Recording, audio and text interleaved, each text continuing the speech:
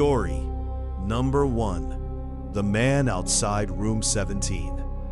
I was halfway through a 14-hour road trip when exhaustion finally caught up with me. That's how I ended up spending the night at the cheapest motel I could find. Looking back, I should have kept driving. It was almost midnight when I pulled into the parking lot. The motel sat beside an empty highway in rural Kentucky. Only 3 cars were parked outside. The neon sign flickered constantly. Inside the office, an older man handed me a key for room 17. No greeting, no small talk, just the key. The room wasn't great, but it was cheap. I locked the door, closed the curtains, and tried to get some sleep. About an hour later, I woke up to a knock. 3 slow knocks. I checked the clock. 2:13 a.m. At first I assumed it was motel staff. Then a man's voice spoke through the door. "Hey, I think you're in my room."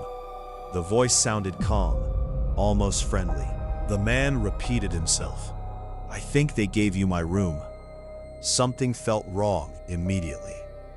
If the motel had made a mistake, why wouldn't he go to the front desk? I looked through the peephole. A tall man stood motionless outside. He wasn't looking at the door. He was looking directly at my window. Even though the curtains were closed, I stepped away from the door. A few seconds later, another knock came, this time louder. "Open up." No explanation, no friendly tone, just those 2 words. "Open up." I stayed silent. The man remained outside for nearly 10 minutes. Eventually, I heard footsteps walking away. I thought it was over. Then, I heard them again, this time beneath my window. Slow footsteps, back and forth, like someone pacing. I called the front desk. Around 3 a.m., I finally gathered enough courage to peek through the curtains. The parking lot was empty. The man was gone. At least that's what I thought. Then I looked across the lot. Standing beside the ice machine was the same man, watching my room, completely motionless.